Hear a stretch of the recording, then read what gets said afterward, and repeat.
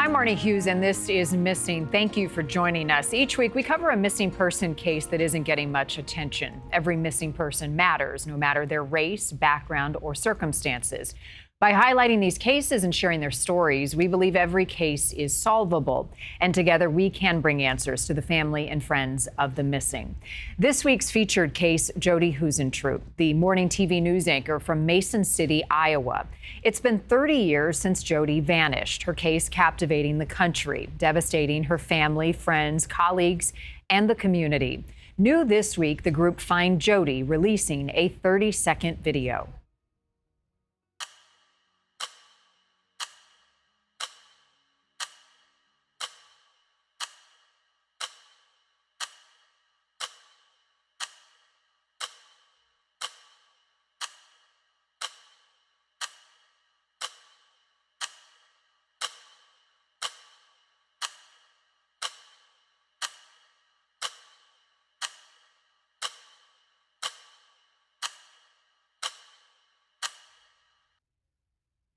Jodi was 27 years old when she vanished on her way to her job at the TV station. Her keys, her shoes, even her curling iron found in the parking lot near her car that morning.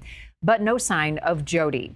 Over the years, the case has remained active but unsolved. No named suspects, only persons of interest, including John Vansice, a man who was at the time a friend of Jodi's and the last person to see her.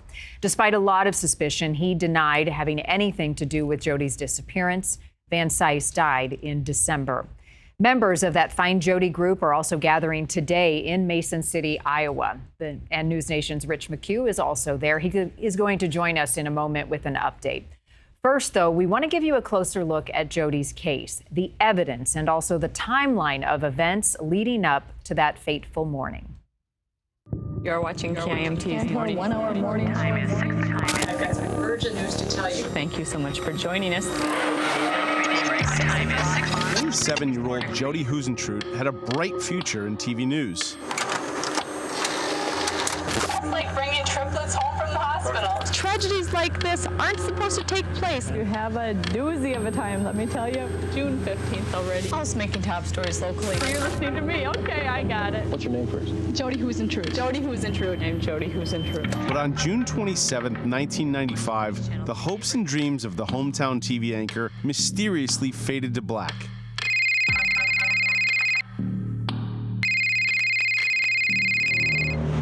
The morning news anchor was due at Mason City's KIMT-TV at 3:30 a.m. to anchor Daybreak. By 4 a.m., her producer, Amy Coons, called her. So by 4, she wasn't in. So I called her. Obviously, I'd woken her up. Didn't seem anything out of the ordinary. Just, Jode, where are you? Oh, what time is it? I'm like, it's 4 o'clock. You coming into work? I'll be right there. It was the last time anyone spoke with Jodi. She never showed up for work that morning. They called police to check on her. By the time I got here to the station, it wasn't just a case of Jodi was ill or Jodi overslept. It was, there's police at her parking lot, Doug, and they're looking at it as a possible crime scene. You know, that just stops you in your tracks. And crime scene, what the heck? Mason City Police said they arrived at her apartment complex after 7, found nothing unusual inside Jodi's second-floor apartment. But outside, the officer found signs of a struggle next to her car, still parked there. The key to her red Mazda Miata bent. Her hairdryer, earrings, and hairspray found scattered on the ground nearby. Information that we have acquired today and over the investigation would certainly lead us to believe this is possibly a foul play disappearance. As search crews scoured the area, the people of Mason City on edge. Boy, it hit home. Makes you feel bad to think somebody like that so young. She went to my church, and we just thought $1 million of her. It's very difficult for everyone in Mason City. We're just hoping that someone calls from, let's say, Colorado and says, hey, we found her, she's fine, she's on her way home. That's what I hope.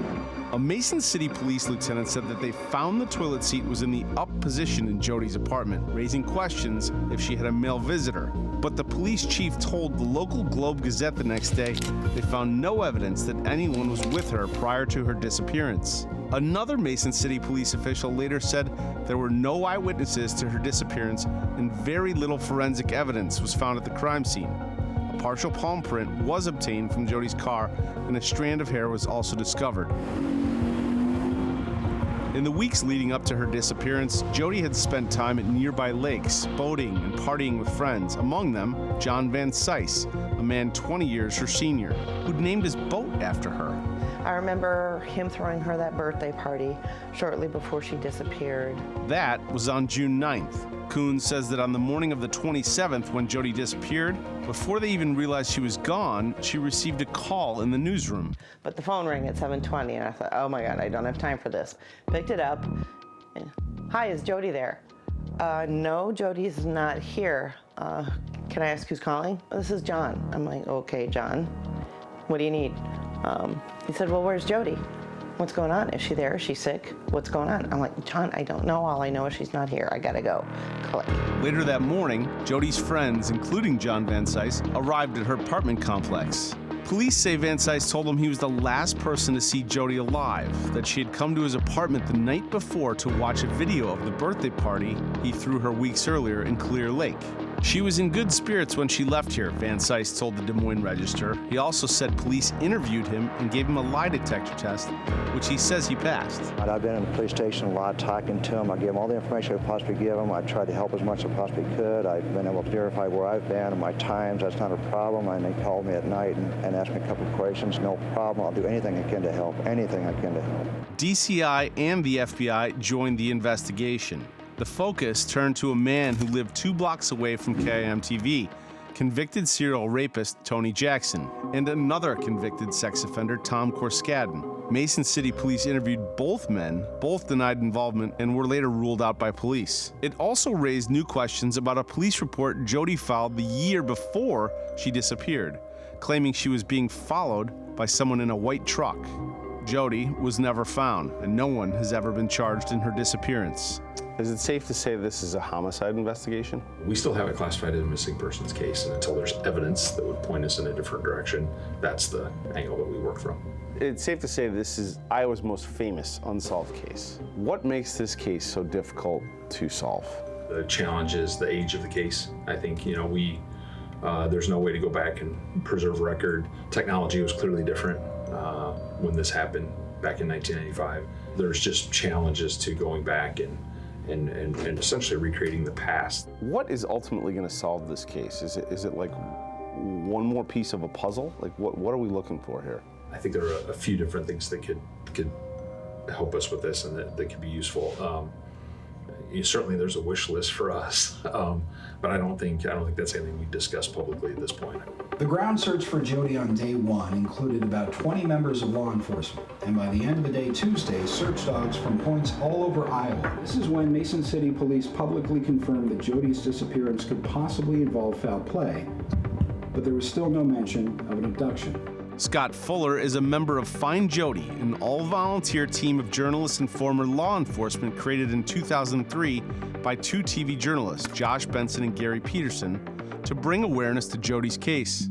The hope being somebody has some information they've been reluctant to share, or they may not even know they have information that might relate to Jodi's case, and that the introduction through TV or the internet is enough to bring them forward to the police and give that last piece of information that they need. Find Jodi has produced over 30 podcasts, hosted events to appeal for information.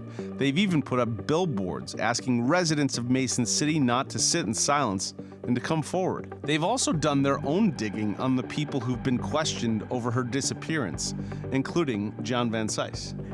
We know that the police are very interested in Vansice, or at least have been recently. There was a search warrant that was executed on John Vansice. Authorities convened a grand jury in 1997, according to LaDonna Woodford, a friend of Vansice, who says she testified for 5 hours. In addition to the 2017 search warrant, which remains sealed, authorities convened another grand jury in 2017, for which Vansice was subpoenaed to testify.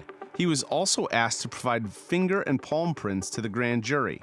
Grand jury proceedings are not public. We do not know the outcome, but it's safe to assume he was not indicted. To explain the outcome of either of those grand juries? No, that's not something those would be confidential court proceedings, and I wouldn't be at liberty to comment on those.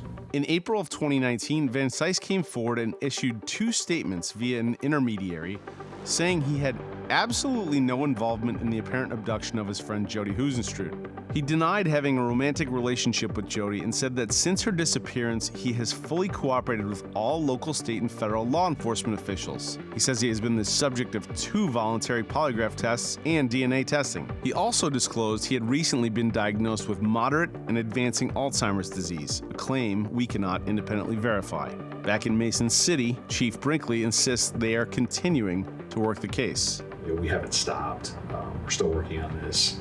I think it's something that we want to be absolutely certain about at the point that we would make a move on something, and at that point, with the county attorney having some game plan for how to move ahead. And so I think we'll be very deliberate about how we handle that. We're being very deliberate about that now, particularly as we get different questions about who parties are or are not possible suspects, and we want to be very careful about that because we'll need to answer all of those questions as well in a court of law at some point, we hope. Sounds like you're getting close. I think that we have some working theories that we continue to work on. Jodi's family had her declared deceased in 2001. A tree they planted in her honor 27 years ago now stands quite tall in front of KIMT-TV, and the community desperately wants some closure. I'm tired of this. We need to know what happened. I feel like, I don't think she'll ever be found, but I think we're close to maybe having some answers, I hope. For NewsNation, Rich McHugh. And to honor the solemn milestone now 30 years later, friends, family, and colleagues of Jodi are speaking outside of her TV station in Mason City, Iowa. Here's some of what they're sharing. It's hard to fully comprehend that it has now been 30 years since our dear Jodi was so senselessly taken from us. 30 years since we last saw her smile, heard her infectious laugh, or had a chance to hug her and tell her how much we love her. 30 years of her not being here with us to share in milestone events and make memories together. 30 years of pure anguish and torture dealing with the loss of our Jodi and trying to find answers to what happened to her 30 years ago today. Jodi lived her life as an optimist, and she had a great passion for living life to the fullest. She was a bright light who made the world around her better just by being in it. Her kindness and heart were unmatched, and she had an innate ability to make those she met feel seen, heard, and valued. She had such a bright future ahead of her, and she should be here now, living out her dreams. Our sincerest gratitude to all who have worked tirelessly on Jodi's case and continue to do so, including law enforcement and Find Jodi. We will never be able to say thank you enough, and we wholeheartedly appreciate your dedication to finding Jodi and solving her case. To all of Jodi's friends, a huge thank you for the love and support you have provided us over the last 30 years. From interviews to establishing a foundation in Jodi's name, you have been our support system on this journey, and we are eternally grateful to all of you for your encouragement and for helping out whenever it was needed. Jodi always told us she had the most loyal friends, and you all have certainly proven her right. Finally, a big thank you to everyone who has shown up here today and all who have supported us and continue to have interest in Jodi, her story, and in seeing her case be resolved. Please know your interest and support mean the world to us. The pain and anguish felt by us and all who love Jodi are immeasurable. True peace will only be given to us when Jodi is found and justice is served to her. We know it's hard to have hope for resolution after so many years, but we still choose to hope that one day soon it will happen. Some days that choice is harder than others, but we will always choose hope and invite everyone else to join us in this. To anyone out there who has key information that could lead us to Jodi to help solve this case, we beg you, please come forward and not make us continue to wait for answers. Joining us now, NewsNation's Rich McHugh. He is in Mason City outside the TV station where Jodi worked. Rich, I think everyone watching understands why it was important for this group to get together to mark 30 years since Jodi was last seen. What is their greatest hope in gathering, particularly there outside the TV station? Greatest hope is that somebody finally sees some of this coverage or sees the billboards that they put up and comes forward with that one detail that unlocks this for police. You know, it could only be one detail. Oh, I saw this thing in a field, or oh, I saw this, and it would lead them to her and ultimately who did this. They're just hoping that somebody finally says, I'm gonna do the right thing. And talking to the police chief, he says, he almost appealed to people saying like, to the people responsible or to the person responsible, we are not stopping looking for you, and it's time to do the right thing, which is very interesting. And so everybody's just hoping that somebody makes the right decision and comes forward with what they know, because somebody knows something. Rich, you have made several visits to that community that has been so greatly impacted by Jodi's disappearance and the investigation and just the unknown for all these years. You spoke to the police chief who talked more about the passing of John Vansice, and as we pointed out, was the last person we know to have seen Jodi. I want to play a portion of your conversation with him. One of the people that has been central in this, you know, I know police have been looking at him since this happened. John Vansice, he passed away last year. Does his passing present new challenges for you? I don't think so. I think we have what we have in terms of that situation. I don't think it changes anything for us. Rich, do they need Vansice to figure this out, and do they have other persons of interest? Well, the chief was very clear. He can't talk about any particulars if they have a person of interest. He just won't do it. You know, there's too much invested in this investigation over 30 years. Do they need Vansice? He said no, essentially. They have what they have from him and from their investigation. And I think there was a grand jury investigation involving Vansice. There was a warrant issued to put a GPS tracking device on his car back in 2017. And so there's a lot of this. There's a lot of information clearly that the Mason City Police have related to him that, you know, I think if he were able to tell me everything, the chief, he would say, we have pretty much what we need to know from him. There was also the complication in the last years of his life. Vansice was dealing with Alzheimer's, and so it was almost an unreliable witness, even if he were to talk. So I don't think it's changed in the past several years, if that makes sense, Marni. It does. The chief also talked to you about a recent search in Minnesota. Here's part of that. I know that in the past year, I believe it was, and I think you alluded to it, there's been some digging and looking at sites in Minnesota. Has that yielded anything? It has allowed us to close out an investigative record in those items, or on those specific kinds of things. I don't like cleared it, like there wasn't anything there. Correct, right. And so, yeah, from that standpoint, we've continued to assess that information, those leads, that follow-up, dive into that, do that work, and then preserve that record in the file. Whether it's useful now or it's useful later, we'll see. But we've put that work in. Rich, did the chief say they still consider this a missing person case and not a homicide? I believe he did. I'd have to check the transcript, but I believe he did. He did not imply that it's a homicide, but I asked him more if he could elaborate more on what he learned from the digs that they've had in Minnesota and Wisconsin. And he wouldn't, except to say that, like, they did the work, they went and did it, they've kind of filed the information away, and it's all part of a mosaic or a puzzle that they're still assembling the pieces to.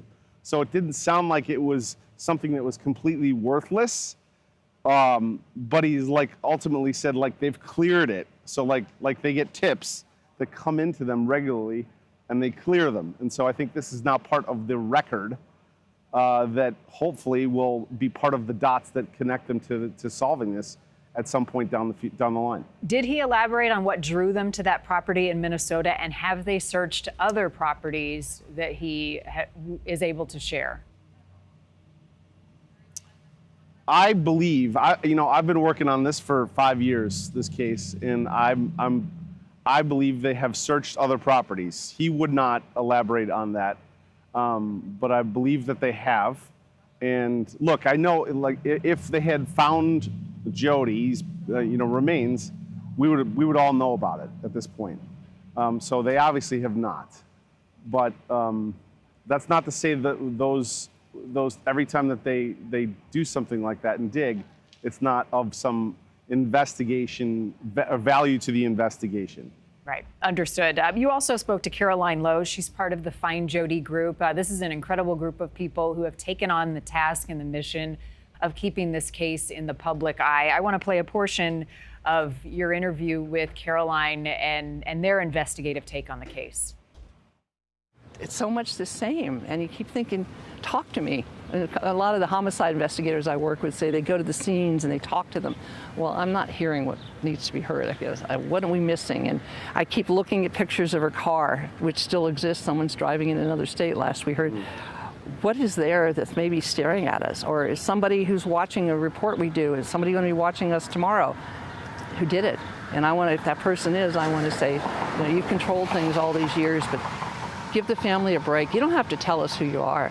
Tell us where Jodi is. Let them bring her home to Long Prairie. Let them have their own real service, not something that we put together every June 27th. Rich, what is Caroline and the other groups of the Find Missing organization? What's their connection to this case? What motivated them to get so involved? Man, they are motivated. I'll say that. They're all investigators at heart. Caroline was a reporter for 30 years in, I believe, the Twin Cities, just near here. And so I think her connection to this case was, I think she reported on this, I believe, 28 years ago. And so she's been on this, she's been kind of working through this for 28 years. There's other people, there's other news professionals involved.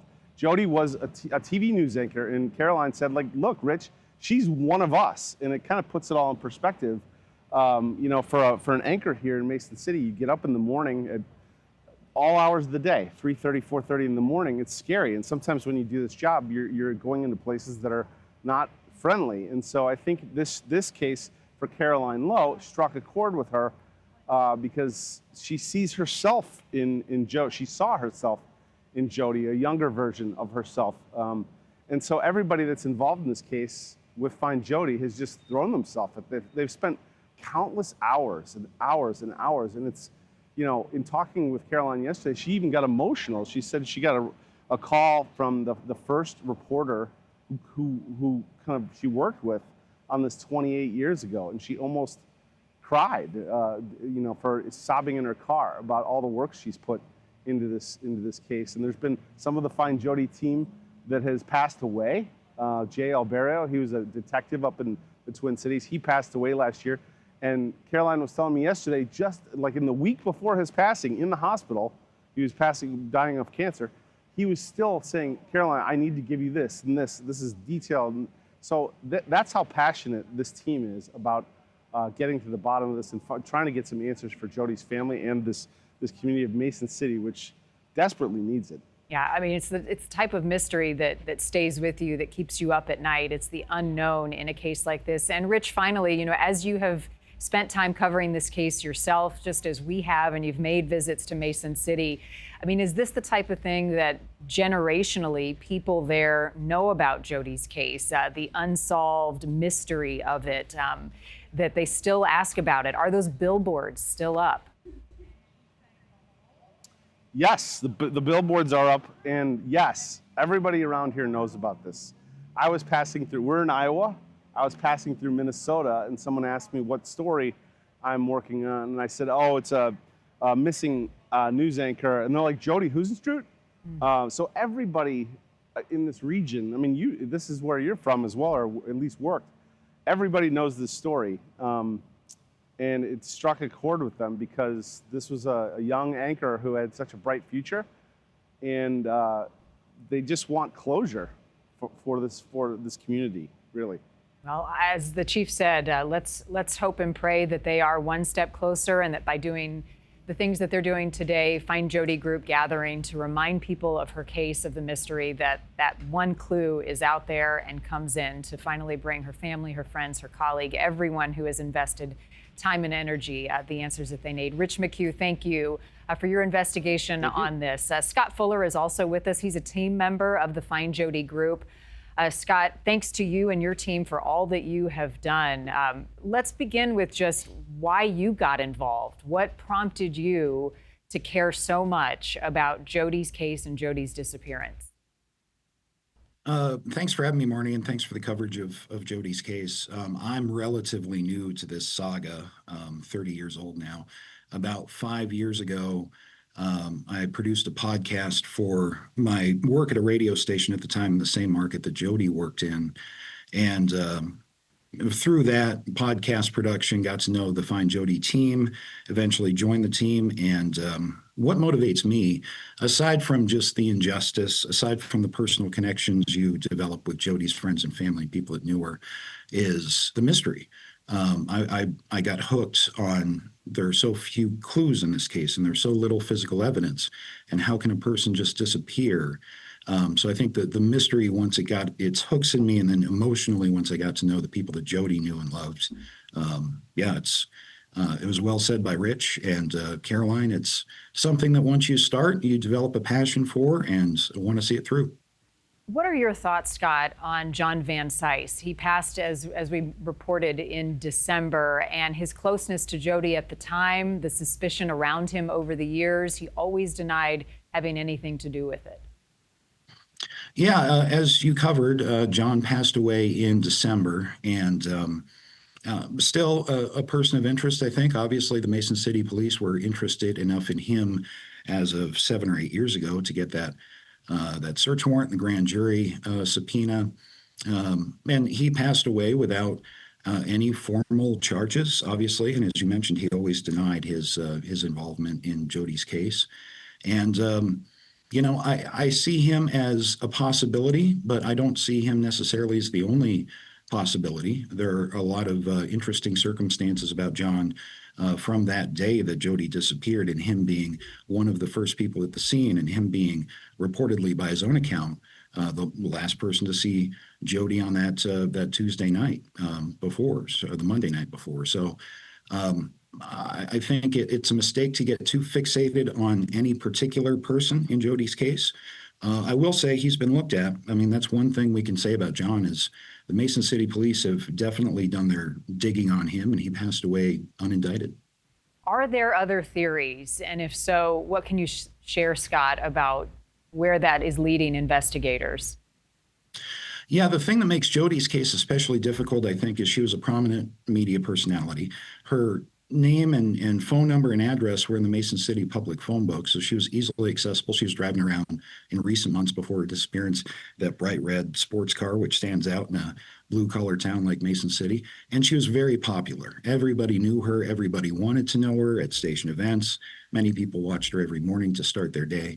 That widens the possible suspect pool to thousands and thousands of people. And one thing we've discovered in my years with Find Jodi is there were a lot of interesting characters in Mason City who may not might warrant some suspicion. Let's just say that. So there are plenty of other theories in Iowa and the surrounding states. Plenty of people, as Rich mentioned, have been formally kind of named by police as people of interest. But from the outside of the investigation, don't know what police know exactly, but it doesn't appear that any particular lead has given them enough to advance the case, which after 30 years and a lot of effort, by MCPD and others is pretty remarkable. Yeah, it stood out to me what Caroline said, that, you know, someone out there knows something, and if that person did this, we just want to know where Jodi is so we can give her family closure. Do you all get tips, as police say they continue to get, and how closely, because you guys are as close to this as anyone, work with police and are able to pass along anything that may be credible or helpful? Sure. Yeah, we get tips, especially around an anniversary like this with the media coverage, which is why we appreciate it, because the word gets out. We get an increase in tips. A week ago, we got a tip that we could only take so far in looking into its veracity. It was specific. It had a name attached to it and a location. So in an instance like that, we will and did pass the information on to Madison City Police and the Iowa DCI, because they're going to be able to take that lead much further than we are. And also, if that tip were to be the tip, we want to make sure that this is done correctly and not get in the way of any prosecution. Smart. Have you heard any follow-up to that specific tip? I did. I heard back from the investigator at MCPD on that right away. They followed it up thoroughly, and I'm not sure that anything is going to come from that specific tip, but we've had hundreds of those in just my 5 years. So if the hope is somebody sees something, somebody says something, maybe somebody finds something at this point, and we have enough data and there's enough in the case file for MCPD to connect some dots, as Rich said, and hopefully find at least some closure in the case. I'm not sure an old-fashioned first-degree murder charge is necessarily in the cards, but to find Jodi and to hold somebody accountable for what they did 30 years ago today is the goal. Finally, Scott, how is Jodi's family? They officially laid her to rest, but are you all in contact with them, and how are they doing? We are, at least most of Jodi's family and her extended family. It's very difficult. As you know, Marni, there are all kinds of different victims in terms of how family and people close to someone like Jodi deal with a tragedy like this. And Jodi's family is very insular and they take it to heart. So when this time of year rolls around, it really is difficult for them to give a statement, let alone talk about Jodi, because they live with this every day of their life. And then when there's all this attention about this tragic thing that happened to their family member, it's tough. But they are strong in their resilience and recently started their own family Facebook page as well, through Jodi's niece, who runs that as kind of an outlet and a tribute place for Jodi. It's one of the ways that they're dealing with it. Well, please give them our best from all of our team here in our missing coverage. And thank you and your team with Find Jodi for all the work you do. Scott Fuller, I appreciate it so much. I hope the next time we talk, we have some answers. I do too. Thank you, Marni. All right, my best to your group. If you have any information that can help in the search for answers in Jodi's case, you can contact the Mason City Police Department. This case is far from cold. It is active, and they're getting tips, and they just need one to close it and bring answers to Jodi's family. All right, several other missing updates to pass along to you before we go this week. The U.S. Marshals, along with local and state authorities in Florida, have located and safely recovered 60 critically missing children. This is part of Operation Dragon Eye. They range in age from 9 to 17. The kids now getting support and resources so they don't return to the streets. At least 8 people are also now in custody for their roles in this. A Navy sailor is being held in pretrial confinement in connection with the death of Angelina Resendez. Angie was reported missing May 29th, serving at the naval station in Norfolk at the time. Her body later discovered 6 miles away by a group of kids. Jeremiah Copeland is a fellow sailor assigned to Angie's ship. He is being held until an arraignment is scheduled under military justice rules. Angie's mom, Esmeralda Castle, demanding transparency and accountability from the U.S. Navy. She recently traveled to Washington, D.C. and has been outspoken and frustrated. She says the Navy waited 6 days before issuing a missing persons alert.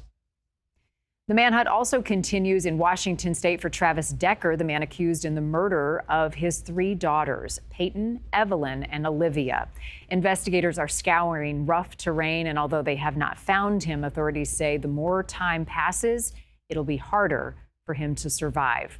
If you have a missing case you think we should look into, send it to us. Submit cases at newsnationnow.com/missing, and make sure you sign up for our weekly missing newsletter. to get the latest on cases we are currently investigating. As always, thank you for joining us, and thank you to the Find Jodi team. I'm Marni Hughes. We'll be back next week with another missing case.